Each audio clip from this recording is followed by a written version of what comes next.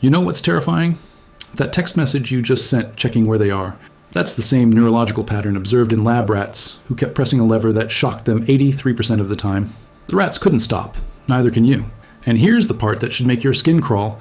Research from the University of Amsterdam found that people in toxic relationships show the exact same brain activity as cocaine addicts during withdrawal. Every time you think about leaving and don't, you're not being loyal. You're being chemically dependent. I've spent 15 years analyzing forensic psychology cases, reading therapy transcripts from people who stayed in relationships that destroyed them, and I need to tell you something they don't teach in romance movies. That person you keep going back to, they're not your soulmate. They're your dealer, and you've been mainlining emotional heroin disguised as love. Let me show you how deep this prison goes, because by the end of this, you'll recognize the bars you've been calling home, and trust me, you won't unsee them. In 1971, a psychiatrist named Donald Dutton started documenting something he called the cycle of abuse. But that sanitized academic term doesn't capture what actually happens in your nervous system. Picture this. There's a moment right after the fight, right after they've said something that carved a piece out of your self-worth, when everything goes quiet. Your body floods with cortisol, your hands might shake. You feel that hollow sensation in your chest like something vital just got scooped out. That's your brain recognizing danger. That's your survival instinct screaming. But then comes the reconciliation, the apology, the tears, the promises. The version of them you fell in love with suddenly reappears like a ghost you've been mourning. And here's where your brain betrays you. That relief you feel, that overwhelming wave of gratitude that they came back, that they still want you. That's a dopamine spike so intense it's comparable to winning the lottery. Researchers at Stony Brook University measured this. They put people in toxic relationships into MRI machines and showed them photos of their partners. The brain regions that lit up, the same ones that activate in gambling addicts who just won after a losing streak. You're not crazy for staying. You're addicted to the neurochemical cocktail of pain and relief. The low makes the high feel like oxygen after drowning. But it gets darker, because there's something called trauma bonding, and it's probably why you can't explain to your friends why you keep going back. Trauma bonding happens when you experience intense emotional or physical distress followed by positive reinforcement. It's the psychological principle behind Stockholm Syndrome, behind cult indoctrination, behind why hostages sometimes defend their captors. And it's happening in your relationship every single cycle. Dr. Patrick Carnes documented this extensively. He found that trauma bonds are actually stronger than healthy attachments because they're forged in crisis. Your brain doesn't bond during the calm moments. It bonds during the chaos, during the fights that end in desperate sex, during the breakups that end in tearful reunions, during the cruelty that gets punctuated by sudden tenderness. Each cycle doesn't weaken the bond. It welds it tighter. That's why the healthiest relationship in the world feels boring compared to the toxic one. Because healthy love doesn't spike your dopamine like a drug. It nourishes you like food. And you've been starving yourself while calling it a feast. Here's something that'll make you look at your last argument differently. There's a concept in behavioral psychology called intermittent reinforcement, and it's the most powerful conditioning tool ever discovered. Slot machines use it, social media uses it, and your partner's using it on you whether they know it or not. Intermittent reinforcement means you get rewarded randomly and unpredictably. Sometimes they're loving. Sometimes they're cold. Sometimes they validate you. Sometimes they destroy you. And you never know which version you're getting. Psychologist B.F. Skinner proved that this random reward schedule creates the strongest behavioral conditioning possible, stronger than consistent punishment, stronger than consistent reward. Because your brain becomes obsessed with figuring out the pattern, with earning the good version of them. You start walking on eggshells, monitoring your behavior, changing yourself. Not because you want to, but because you're trying to crack the code that brings back the person you love. But here's the truth that'll gut you. There is no code. There's no perfect version of you that makes them consistent. The inconsistency is the point. The chaos is the control. And now we arrive at the most disturbing part. The part that made me stop sleeping well after reviewing certain case files. There's a psychiatric phenomenon called cognitive dissonance. And it's the feeling of psychological discomfort when your beliefs contradict your actions. When you know someone is bad for you but stay anyway, your brain has two options. Change your behavior or change your belief. And changing behavior is hard. It requires action, courage, upheaval. So your brain takes the path of least resistance. It changes the belief. Suddenly you're not in a toxic relationship. You're in a complicated one. They're not abusive. They're just damaged and need your help. You're not trapped. You're loyal. This isn't destroying you. It's teaching you patience. You start rewriting the narrative to match your inability to leave. Therapy transcripts are full of this. People describing objectively horrific treatment while simultaneously defending their partner. They're not lying. They're not stupid. Their brains are protecting them from the cognitive fracture of knowing they're in danger but feeling unable to escape. So they convince themselves the prison is actually a home. The warden is actually a lover. The torture is actually growth. Dr. Judith Herman, who wrote the defining text on psychological trauma, described something she called the dialectic of trauma. The victim swings between two states: intrusive re-experiencing of the traumatic event and numbing avoidance of anything that reminds them of it. But in toxic relationships, there's a third state she documented, one where the victim becomes hyper-vigilant to the abuser's moods, needs, and desires. You start reading their face like a survival manual. The slight tension in their jaw means a fight is coming. The particular tone means you said something wrong 6 hours ago. You become a student of their psychology while losing touch with your own. You can tell me everything about their childhood trauma, their triggers, their fears, but if I asked you what you need, what you feel, you'd struggle to answer, because you've erased yourself to become their emotional accommodation. And somewhere in that process, you started calling it love. But here's what keeps me up at night. What makes this more than just a psychology lecture? Every single thing I just described? You recognize something? Maybe everything. Because the bars of this prison aren't made of metal. They're made of neurochemistry, conditioning, and the stories we tell ourselves to survive the unsurvivable. And the cruelest part? The moment you recognize you're in prison is the same moment you realize you've been building it yourself. Every time you went back. Every time you forgave without change. Every time you prioritized their comfort over your safety. You weren't just staying, you were adding bars. And that phone in your hand, the one you keep checking for their text, that's not hope. That's your brain checking the slot machine. Pull the lever. Maybe this time you'll win. Maybe this time they'll change. Maybe this time the pain will finally be worth it. But slot machines are designed so the house always wins. Always. And you're not the player, you're the bet. So here's the question that's going to haunt you tonight. If someone described your relationship to you exactly as it is, would you tell them to stay? Would you call it love? Or would you recognize it for what it actually is? A prison where the prisoner and the guard share the same face? Where every return strengthens the bars? Where the only escape is admitting you've been calling captivity home? And the truly terrifying part? This is just the surface. Because next we're going deeper. Into why the moment you try to leave is when the real prison reveals itself. When the psychological architecture of entrapment shows its true design. When you discover that recognizing the cage doesn't automatically give you the key. The withdrawal symptoms are about to get worse. But at least now you know why your hands are shaking. You've tried to leave before. Maybe 3 times. Maybe 7. Maybe you've lost count. And every single time, something happened that pulled you back. They cried. They promised. They threatened. Or worse, they went silent and that absence felt like dying. Here's what nobody tells you about leaving toxic relationships. The statistics are horrifying. Research from the National Domestic Violence Hotline shows that victims leave an average of 7 times before they finally escape. 7 times. And each failed attempt doesn't make you weaker. It makes the prison stronger. Because every time you come back, you're teaching your nervous system that leaving equals unbearable pain and returning equals relief. You're literally conditioning yourself to stay. Pavlov did this with dogs and bells. Your relationship is doing it with breakups and reconciliations. And the cruelest part? The moment you decide to leave is when they become exactly who you needed them to be all along. There's a term for this in abuse psychology. It's called hoovering, named after the vacuum cleaner because of how effectively it sucks you back in. Dr. Christine Hammond documented this pattern extensively. The moment you establish distance, the moment you start healing, the moment you begin remembering who you were before them, they sense it. Not consciously maybe, but on some predatory instinctual level, and suddenly you get the text you've been dreaming about for months, the apology that actually sounds sincere, the acknowledgement of everything they did wrong, the promise that this time they mean it. They're in therapy now. They've been reading about their issues. They finally understand what you've been saying all this time, and that desperate, wounded part of you that's been waiting for this exact moment, it floods your system with hope so powerful it feels like resurrection. This is the version you fell in love with. This is proof you weren't crazy. They can change. They are changing. And if you leave now, you'll miss the relationship you've been fighting for all along. But here's the data that'll destroy that hope. A study from the Journal of Family Violence tracked partners who promised change after separation. Want to know the success rate? Genuine sustained behavioral change occurred in less than 4% of cases. 4%. In those rare cases, they had specific factors. Years of intensive therapy. Complete accountability. 0 contact during the change period. But your partner isn't asking for space to heal. They're asking you to come back so they can prove they've healed. You see the trap? Change requires separation. But they're using the promise of change to prevent separation. It's psychological sleight of hand. And your hope is the misdirection that makes the trick work. Let me show you something darker. Something I've seen in forensic transcripts that made me understand why leaving feels impossible. There's a concept called the sunk cost fallacy, and it doesn't just apply to bad investments. It applies to relationships you've poured years into. Every fight you survived, every tear you cried, every piece of yourself you sacrificed, every friend you defended them to, every family member you distanced yourself from because they didn't understand.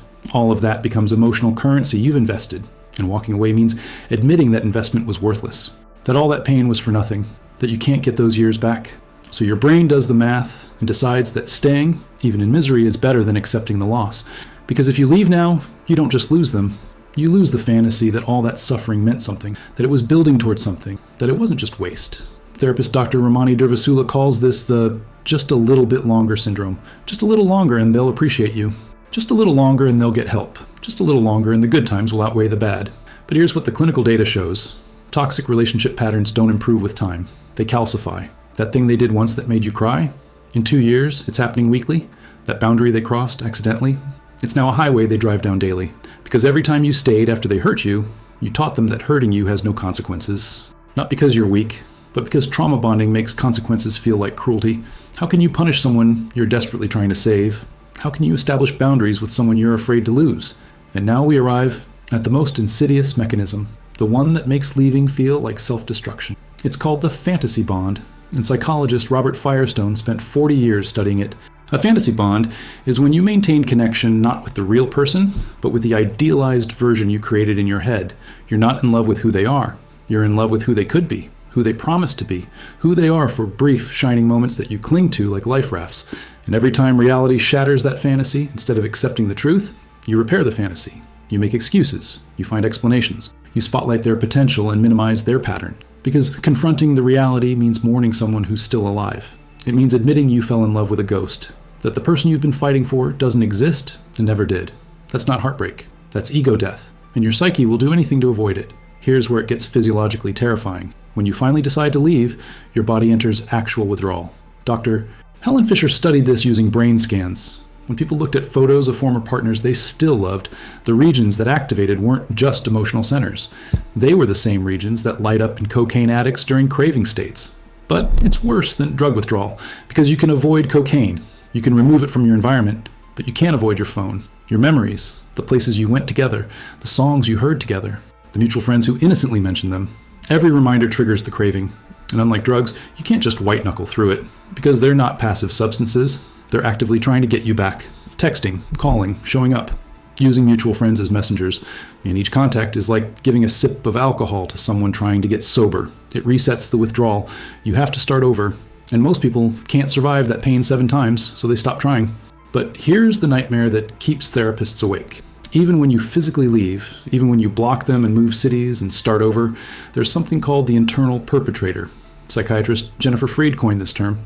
After prolonged exposure to toxicity, you internalize their voice. Their criticism becomes your inner monologue. Their standards become your self-judgment. Their manipulation becomes your decision-making process. You leave the relationship but carry the prison in your head. You hear their voice when you look in the mirror. When you consider dating someone new, when you try to trust again, you've become your own captor. The abuse continues long after the abuser is gone. Because they didn't just hurt you. They taught you how to hurt yourself. And that's a skill you can't unlearn without serious psychological intervention. There's a case study that haunts me. A woman who left her partner after 8 years. She did everything right. Therapy, support groups, no contact, new city, new job. 2 years later, she's thriving, or so everyone thinks. Then her therapist notices something. This woman has unconsciously recreated her ex's rules. She monitors her clothing the way he used to. She criticizes her body with his words. She dismisses her achievements with his voice. She left him, but built a replica of the prison inside herself. Because after 8 years of being told how to exist, she forgot how to exist any other way. The bars aren't external anymore. They're neurological, and recognizing them doesn't make them disappear. It just makes you aware you're still trapped. So why does any of this matter?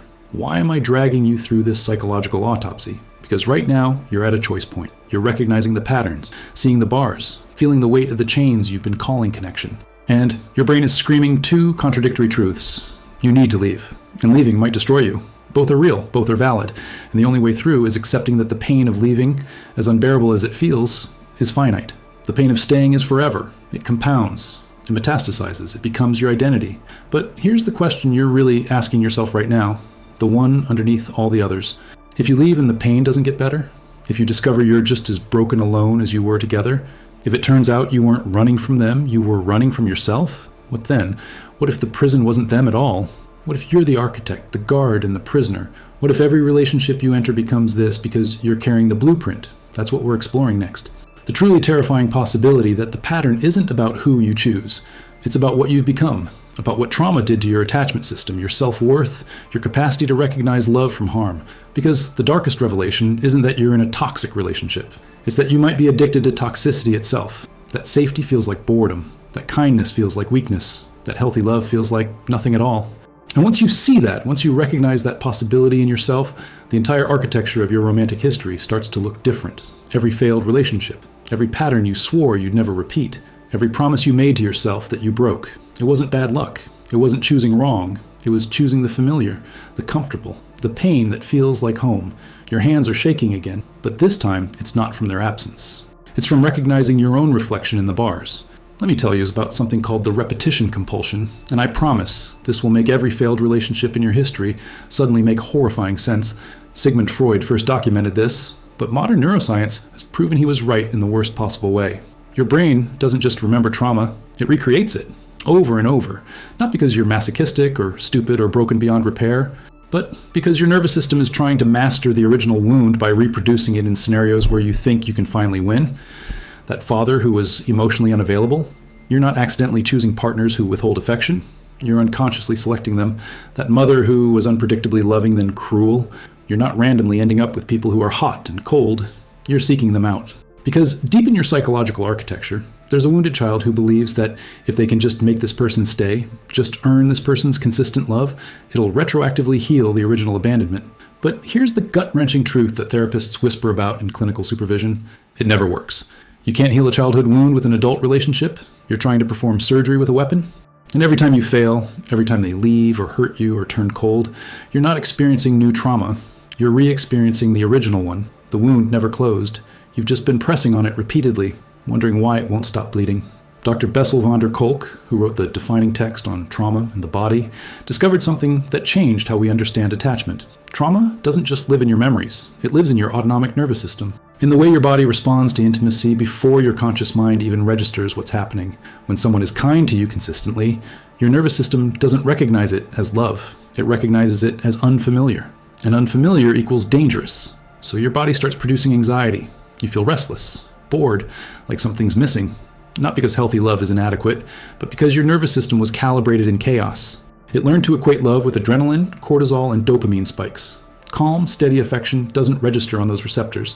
It's like trying to get high off vitamins when you're used to cocaine. The vitamins are objectively better for you, but they don't hit the same receptor. So you leave the healthy person feeling empty and go back to the toxic one feeling alive. And you call it chemistry. You call it passion. You call it finally feeling something real.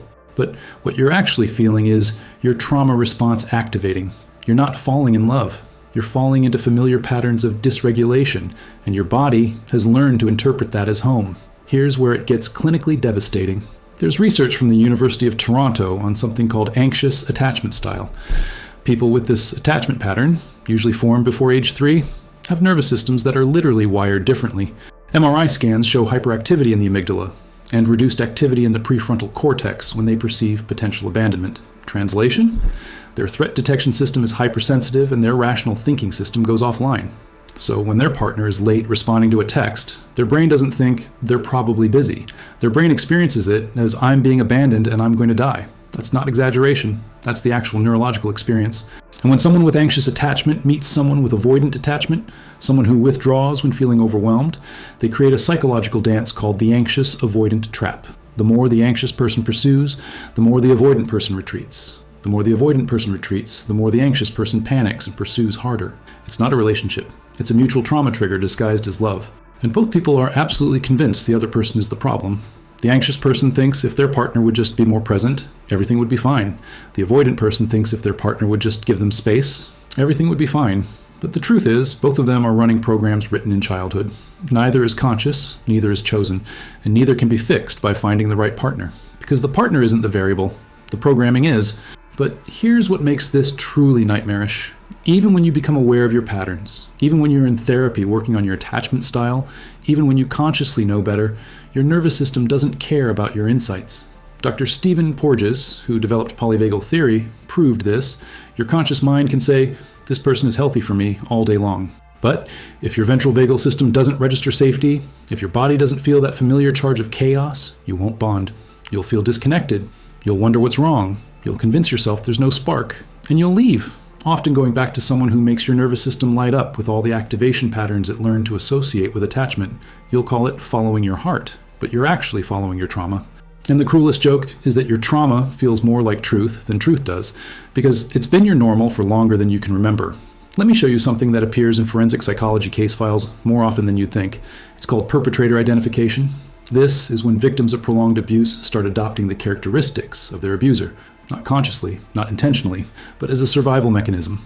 If you can become like them, predict them, think like them, maybe you can control the abuse. Maybe you can finally be safe. But here's what happens in long-term toxic relationships. You don't just adopt their characteristics, you start perpetuating the cycle. You become critical like they were, controlling like they were, jealous, suspicious, volatile like they were. And then you enter a new relationship and wonder why you're suddenly the toxic one, why you're checking their phone, why you're starting fights, why you can't trust, why you're doing all the things that were done to you. This is what intergenerational trauma looks like. Hurt people don't just hurt people randomly, they hurt people in the exact specific ways they were hurt, because that's the language of love they were taught. And now you're fluent. Now you're teaching it to someone else. The prison isn't just around you anymore. You've become the architect designing new ones. There's a statistic that keeps me awake. Research from the CDC on adverse childhood experiences shows that people with 4 or more childhood traumas are 4 times more likely to enter toxic relationships as adults. But here's the part that's even darker. It's not just that they're more likely to be victimized, they're also more likely to perpetuate harm. The line between victim and perpetrator isn't a wall, it's a permeable membrane. And given the right conditions, the right triggers, the right partner who knows how to activate your worst impulses, you'll cross it without even realizing. That's not an excuse. That's a warning. Because the most dangerous thing about trauma isn't what it does to you. It's what it makes you capable of doing to others while genuinely believing you're the wounded one, while genuinely believing you're just protecting yourself, while genuinely not recognizing that you've become the thing you swore you'd never be. So what now? What do you do with this information? With the recognition that you've been building prisons, living in them, and possibly constructing them for others? Do you just accept that you're damaged goods? That healthy love is impossible? That you're destined to repeat these patterns until you die alone or stay miserable? Because that's what your trauma wants you to believe. That change is impossible. That you are the pattern. That your past determines your future in absolute terms. But here's what the clinical data actually shows. Neuroplasticity is real. Your brain can rewire. But not through insight alone. Not through understanding, not through promising yourself you'll do better next time. It rewires through repeated corrective experiences over time, through therapy that works with the body, not just the mind, through relationships that stay consistent even when your nervous system is screaming that it's boring or wrong or insufficient, through the excruciating work of sitting with safety until your body stops interpreting it as threat. It takes years, not weeks, not months, years, and it requires something most people can't sustain. The willingness to feel absolutely everything you've been running from. Every original wound, every moment of abandonment, every second of not being enough, without numbing, without escaping into new relationships, without the anesthetic of chaos. And here's the truly brutal part. Even after all that work, you'll still have moments. Moments where someone kind feels wrong, where stability feels like suffocation, where your body craves the hit of toxicity like an addict craves their drug. The difference is, you'll recognize it, you'll feel the pull and know it's trauma, not truth. You'll be able to hold both realities. The part of you that wants to run back to pain and the part of you that knows you deserve better. And slowly, over time, the second part gets stronger, but it never fully silences the first. You don't heal trauma by erasing it. You heal it by learning to coexist with it without letting it drive. So here's the final question, the one that actually matters. Right now, in this moment, knowing everything you know about your patterns, your programming, your repetition compulsion, your nervous system's addiction to chaos, are you going to do something different? Not tomorrow. Not after this video, right now. Are you going to block that number? Delete that text thread? Cancel that plan to talk things through one more time? Or are you going to convince yourself that this time is different, this time they mean it, this time you can make it work? Because that voice in your head right now, the one saying, but you don't understand, my situation is different, that's not wisdom. That's your prison guard.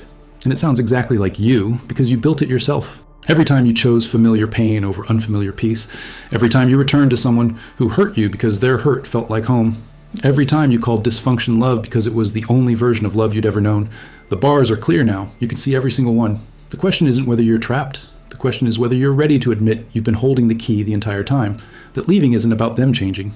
It's about you choosing differently. That freedom isn't about finding the right person. It's about becoming someone who can recognize what healthy actually feels like and not run from it in terror.